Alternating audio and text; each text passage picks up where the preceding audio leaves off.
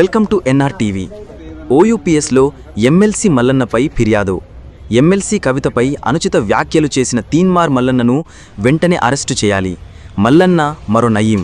ఓయూబీసీ విద్యార్థి సంఘాలు. అలియాస్ తీన్మార్ మల్లన్న ఒక ఎమ్మెల్సీగా కొనసాగుతూ సభ్య సమాజంలో మహిళలంటే కూడా గౌరవం లేకుండా తన ఇష్టారీతిగా మాట్లాడుతున్న తీరుకు వ్యతిరేకంగా ఇవాళ ఉస్మానియా యూనివర్సిటీ పోలీస్ స్టేషన్ పరిధిలో ఆయన మాటలకు ఖచ్చితంగా కేసు బుక్ చేసి ఆయన పైన చట్టపరమైనటువంటి చర్యలు తీసుకోవాలని చెప్పేసి ఇవాళ ఉస్మానియా యూనివర్సిటీ విద్యార్థి జేఏసీ బీసీ సంఘాలుగా అలాగే జాగృతి నాయకులుగా నా పేరు డాక్టర్ ఎల్చాల దత్తాత్రేయ, మా ఉద్యమ సహచరుడు మిత్రుడు కందుల మధు, మిగతా అందరం కలిసి కూడా ఇవాళ కంప్లైంట్ ఇవ్వడం జరిగింది.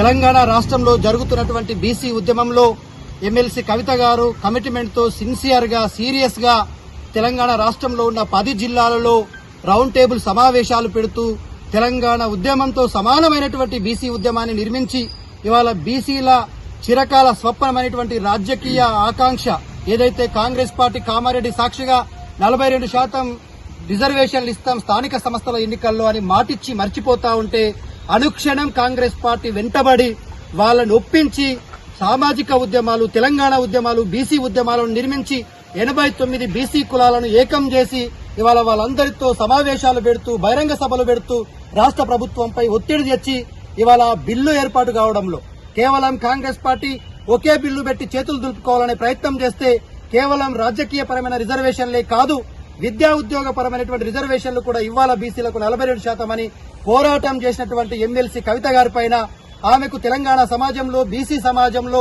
పెరుగుతున్నటువంటి గౌరవ మర్యాదలు పేరు ప్రతిష్టలను ఓర్చుకోలేని ఒక దుర్మార్గుడైనటువంటి తీన్మార్ మల్లన్న ఒక యూట్యూబ్ ఛానల్ పెట్టుకుని పిచ్చి కుక్కలాగా ఏది పడితే అది మాట్లాడుతూ సమాజంలో ఉన్నటువంటి వ్యక్తులంటే గౌరవం లేదు, సామాజిక ఉద్యమాలు చేస్తున్న వ్యక్తులంటే గౌరవం లేదు, మహిళలంటే గౌరవం లేదు.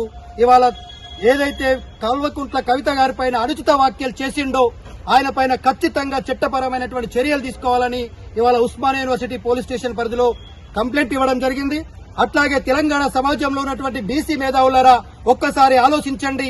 ఇలాంటి హీనమైనటువంటి వ్యక్తి, మర్యాద లేనటువంటి వ్యక్తి, గౌరవ మర్యాదలు లేనటువంటి వ్యక్తిని మీ వెంట వేసుకొని తిరిగితే ఆ బీసీ ఉద్యమానికే కలంకం వచ్చేటువంటి అవకాశం ఉంది, చెడ్డ పేరు వచ్చేటువంటి అవకాశం ఉంది. కాబట్టి బీసీ సమాజం మొత్తం కూడా తీన్మార్ మల్లన్నను బహిష్కరించాల్సిన అవసరం ఉందని చెప్పేసి ఈ సందర్భంగా గుర్తు చేస్తా